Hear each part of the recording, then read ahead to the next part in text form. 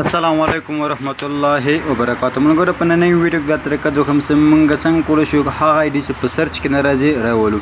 مثال په توګه ځینې وخت موږ د یو ملګري آی ډي سرچ کوو هغه په سرچ کې ولیکو ټایپ په نیمه خو موږ ته د هغه آی ډي نه راوړي موږ څنګه کولای شو دا رقم آی ډي ګانې په سرچ کې راولو مثال په توګه ملګرو زه راځم دلته فیسبوک سرچ ته راځم سرچ ته کله راغلم نو زه په کلیک مثال په توګه سردار کنم مثال په توګه زه خپل آی ډي لټوم ستاسو زړه مثلا سردار ولي زه دا سرچ کوم دلته ګور ملګرو مختلف آی ډي ګانې راوستي زما آی ډي ګانې راوستي نور زیات آی ډي ګانې راوستي خو فرض کړه تاسو دلته سردار ولي سرچ کوئ نو په دغه ځای کې سرچ کې روانه اخیستم یو پوسټ هم راځي ملګرو هغه نوم یې درته روانه اخیسته او دلته پیپل ته هم راځي او ګروپ ته هم راځي خو د کوم آی ډي تاسو سرچ کوئ مثال په توګه هغه دلته روانه اخیستله نو دې دلیل څه شی دا او دا موږ دا رقم اکاونټونه موږ څنګه راوستلی سو سرچ کې نو که چیرې ویډیو کې څه انفارمیشن درته ملاو سوله ویډیو کې څه معلوماتو نو ویډیو سره لایک کړئ چینل هم سره سبسکرایب کړئ راځئ چې پر ویډیو باندې پیل وکړو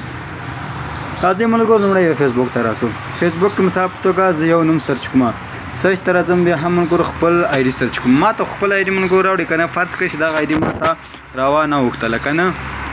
دا آی ډي ملګرو ما سرچ کړله دا ملګرو په ټاپ کې زما خپل اکاونټ څنګه سو ما ته راوغوښت ځکه زما فالوورز یو څه زیات زما آی ډي لومړی سر کې راوغوښتله اوس مثال په توګه تاسو فرض کړئ چې دغه اکاونټ ما ته روان نه وغوښته اوس په تاسو ملګرو راسي مثلا پوسټ هم راځي هغه اکاونټ ته ښکاره کوي پیپل ته راځي ګروپس ته راځي خو دغه اکاونټ تاسو کوم ګورئ هغه نشي پیدا کولی د دې لپاره تاسو دغه اکاونټ پیدا کړئ ملګرو اسانه دلته مینو باندې کلیک وکړئ دلته به کله موږ کلیک وکړو ملګرو ته موږ ته مختلف اپشن راکوي سیټي دا او ایجوکیشن دا ورک دا فرند اف فرند دا مثال په توګه ملګرو تاسو د یو ملګري نوم سرچ کوئ مثال په توګه سردار ولیم سرچ کوه هغه سرچ کې درته روان اخیستو نو تاسو دلته په سیټي باندې کلیک وکړئ نو سیټي باندې کلیک وکړل تاسو ځان سره فکر کوئ د سردار ولی په کوم ښار کې ژوند کوي مثال په توګه سردار ولی په هر ښار کې ژوند کوي دغه ښار نوم ورته ولیکم مثال په توګه لوګر لیکم سیده ملګرو لوګر نو کله چې لوګر سرچ کوم نو کوم ملګري چې په لوګر کې وي ملګرو که نه هغه ټول دغه ځای کې تاسو ته